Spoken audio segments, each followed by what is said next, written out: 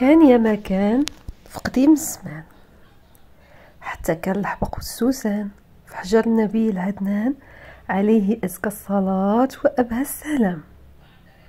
حتى كان في واحد القبيلة واحد الراجل من الخيار، كان معروف في القبيلة جواد ويبغي الخير للناس، كل شي كيحترمه ويبغيه. وكانت عنده واحد البنت يتيمة، كانت يتيمة من أمها، وهو باها هو اللي رباها وكبرها حتى ولات عندها 16 عام. عمرو تزوج مور ما ماتت امها ولا فكر في الزواج. كانت البنت سميتها تغنجة، وكانت آية في الجمال، كانوا عينيها كبار وفيهم البراءة ديال الدراري الصغار، بشرتها صافية كيف الحرير، وكانت الضحكة ديالها زوينة، وشعرها قوي وطويل تبارك الله اللي شاف جمالها.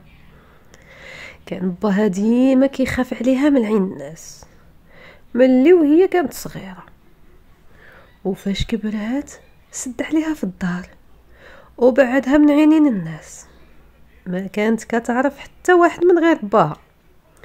كانت نية وقلبها صافي طاهرة ونقية، عاشت وسط دارهم مع باها فرحانة وما تعرف لا خروج ولا دروج. كانت عايشة في الخير والشان وعمرها تخصت من شي حاجة. وحتى القبيلة اللي كانت عايشة فيها كانت عايشة في الخير والخمير، ما خصهم والو، كل واحد عنده خدمته وكل واحد عنده تجارته، وفيها الفلاحة وفيها اللي حصدوا الحاصل الخير من عملهم سيدي ربي. بقاو على هاد الحال حتى لواحد النهار تسلط على الجفاف على القبيلة، الشجر دبل وتهلك الانسان والحيوان. الناس عيات وتقهرات وبداو يقلبوا على الحلول، واسهل حل بالهم هو يمشيو عند الكهنة والسحارة، وداكشي اللي كانوا يقولوه ليهم كانوا يطبقوه، والعياذ بالله الامور غير ما زادت تعكست. وبعد محاولات طويلة فهموا باللي هادشي عمرو غادي ينفعهم، بالعكس غير ما غادي يزيد الطين بله.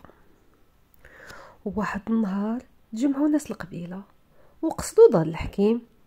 كان راجل كبير باين فيه الكبر والوقار، وعنده الحياة زوينة وبيضة، وإلا شت فيه النفس ديالك ترتاح وتطمئن. وكانت باينة عنده من الحكمة اللي تحرق ما يتم. قصدوه الجماعة ووقفوا حدا باب دارو، ومن بعد ما دقوا خرج عندهم، قالوا ليه انت حكيم هاد القبيلة ولازم عليك تلقى لنا الحل من هاد الجفاف اللي قهرنا وقهر وليداتنا وقهر عيالاتنا. قال ليهم الحل هو تصفيو النية وتوبوا من هادوك السحرة والشعوذة اللي كنتو تمشيو عندهم. تلفت الاب ديال تغنجة وقال ليه الحل كاين في يديك، الا طبقتي هادشي اللي غادي نقولك غادي يسيل الماء ويحيا الشجر ويرجع الانسان والحيوان ياكل ويشرب من الخير والخيرات اللي غادي تصب. وباين تغنجة ما فهم والو، كيفاش انا عندي الحل؟ قال ليه الحل هو تخرج بنتك الطاهرة تغنجة الوسط القبيلة، رجليها حفيانين وراسها عريان، وراه الجفاف غادي يمشي في الحال. ما لقى باها ما يدير، بدا كيفكر ويخمم، ولكن الجفاف راه بزاف، وباش يخلص القبيلة من الجفاف وافق على هاد الحل. امشى لدارو والطريق كامله وهو كيخمم ويفكر، 16 عام وانا محجب هاد البنت، ودابا غادي نخرجها لوسط القبيله وشعرها عريان ورجليها حفياني.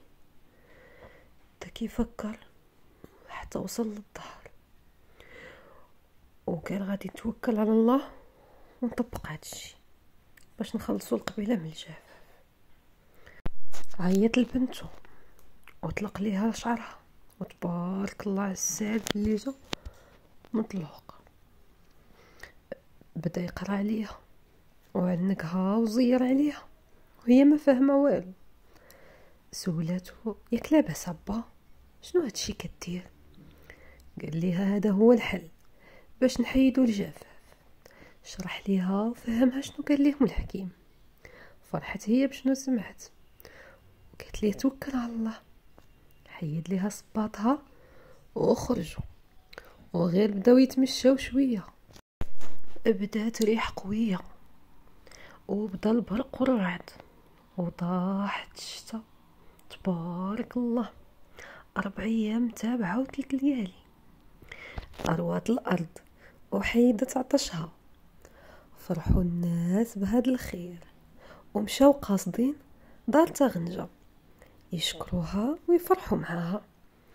لكن من خوف باها عليها كان هزها وداها لدار بعيدة، سكنها فيها ما يشوفها حد وما يعرف طريقها حد، ودار عليها 3 الحراس حاضين الطريق اللي تدي ليها. ومن ذاك النهار ما بانت تغنجة، وحتى شي حد ما عرف عليها شي خبر. وهذا الشي بدا كيتقال من جيل لجيل، شي متيق هذا الشي ومآمن به، وشي كيقول اساطير وخرافات.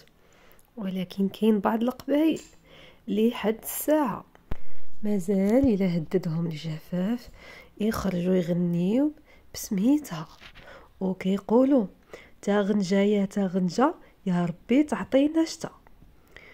وهذه هي حكاية تاغنجا. وهنا يا حبابي سالت حكايتي ومشات من واد لواد، وبقيت انا مع ولاد الناس الجواد.